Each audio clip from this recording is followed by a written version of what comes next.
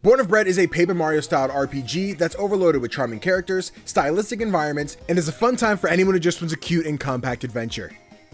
Hey there, I'm CGDannyB and you're watching my review, in progress, of Born of Bread. At the time of recording this, I'm a little over 17 hours into the game, and though I haven't rolled credits just yet, I think I'm prepared to talk about my thoughts in the game. But before we get started, I want to thank Plugin Digital and WildArts devs for providing me an early copy of the game so that I could review it for you today. Also, don't forget to drop a like in the video if you want to see more exciting indie game reviews, recommendations, and more. Now, let's review Born of Bread. During an archaeological study between three well-versed scientists, a group of evil beings erupts from the gravesite in question, with the goal of collecting these magical sunstones that'll bring their evil leader and the Ember Empire back to life. But this problem is easily manageable with an entire guild of hardened, heroically trained warriors who could stop the forces of— Oh, wait, we're setting a little dude made out of bread? Yeah, okay. So one morning when the jolly Papa Baker's creating a new recipe for the queen, he accidentally adds an extra ingredient to the concoction: parenthood. And now the baker's officially the father of a little flour golem named Loaf. After stumbling out of the oven and running into a few misfortunes, Loaf decides he wants to become a great hero and save his papa and the kingdom that he calls home by collecting all the sun shards before Jester and his evil cronies do.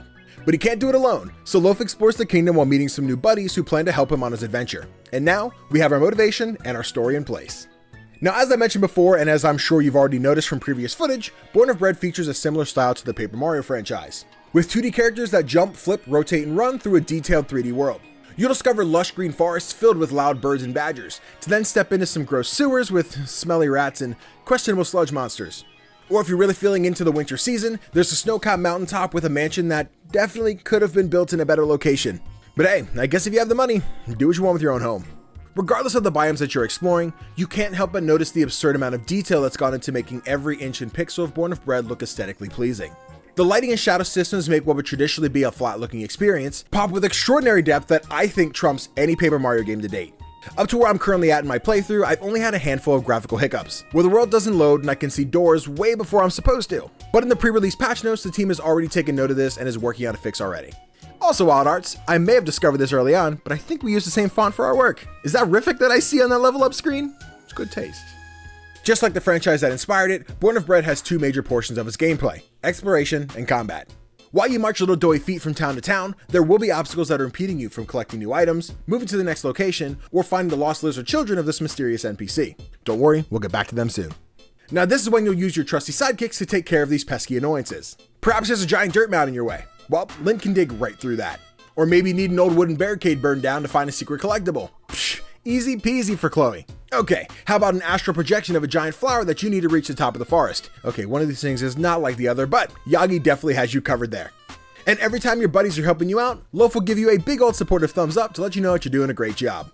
Besides their individual traits, there's not much more your companions do outside of combat, but each one of them does have their own narrative as to why they want to join you on your adventure. Some for personal growth, and others just really want some excitement in their life. However, I do wish that switching between different companions was a bit more streamlined. To switch the companion that you want to be active, you have to open your menu, change your selection, and then close the manual. It doesn't sound like a lot of extra steps, but in cases where you have to switch between 3 or 4 companions to complete a handful of tasks, it does become pretty tedious after a while. I honestly wouldn't mind a simple R1 plus D-pad option for something like this. But I can possibly look past this minor annoyance when I can pet basically any animal in the game. Dogs, rats, cats, mooses? Born of Bread lets you pet them all, baby. When you aren't looking in every nook and cranny for collectibles and money, you're thrown into very familiar combat sequences. Combat in Born of Bread is very easy to understand, whether you've played classic RPGs like it or not. You'll have your classic actions: attack, defend, special, and items, and you'll take turns beating the snot out of your opponents and timing perfect blocks when it's your turn to be on the defensive. Each attack that you output comes with a minigame that's tethered to it. A basic attack is just a simple timing input, when some range attacks have you focused on keeping your aim on your target to do max damage. I will say I didn't see much in the realm of accessibility options when it came to combat, so I could see these minigames being a bit more difficult for those who struggle with motor functions. The game does already feature some visibility and color blindness settings, so hopefully there's some combat accessibility options in the near future. Before going into combat, you'll want to equip Loaf with the best weapons you can find. As you pick up new gadgets, you'll organize them in Loaf's backpack, so as long as they fit in your Resident Evil style inventory, you can use them in battle. Also, after major milestone battles, Papa Baker will cook up some new recipes that'll add new special attacks to your repertoire. Now your companions, on the other hand, work a bit differently. So remember that lizard dad NPC I was talking about earlier? So every time you turn a pair of his missing children, you'll earn a skill point to level up your companions. The more lizard babies you find, the more skills you unlock. There's 4 tiers for each character, each one unlocking a new attack, and each attack has 2 additional variations. If you unlock all 3 attacks in a row, you'll earn a permanent stat boost. Sometimes that's increased HP, sometimes it's more mana, stuff like that.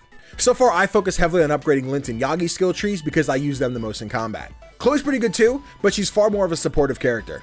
And in a 2v4 fight, I'd personally rather smack first and ask questions later. But really it's up to your own personal playstyle, because I found that combat in Born of Bread is fairly easy. Up to this point, I've only had maybe 1 or 2 game overs, and that's mainly because I accidentally wandered into a boss fight without properly healing.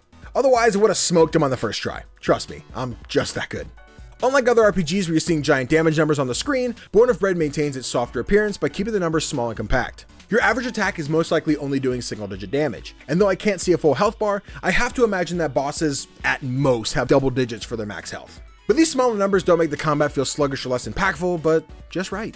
There also is a very unique live streaming feature to the combat that I really enjoyed. No, you're not actually streaming the game by force, but one of your companions, dubbed the Dragon, isn't much of a fighter. So instead, he brings his laptop around everywhere you go and live streams every one of your battles. During these live streams, your chat will cheer you on and ask you to do specific actions in exchange for health or mana. Think of it like when a viewer says they'll donate $100 if you smash an egg over your head, except this is a lot cleaner than that. I enjoy this mechanic a lot because the further you progress and the more NPCs that you help out, the more viewers that you'll see in your chat. So you get to see more familiar faces asking you to attack your enemies. I don't think it's a must-do, but I think this could be a really cool Twitch integration if done correctly. Letting actual viewers use chat commands to have the streamer do specific actions in-game would be both engaging and build a sense of community. But for now, I'll just let Dub sit on the sidelines and make requests in his own chat. Earlier this year, I did an episode of Trial Period where I played through the demo of Born of Bread. And at the time, it was still early enough that a bunch of issues made the experience a little less than stellar. But just a few months later, though this build isn't flawless, it's very much an improvement from my last outing into the game, and I can't sing the praises of this adventure enough.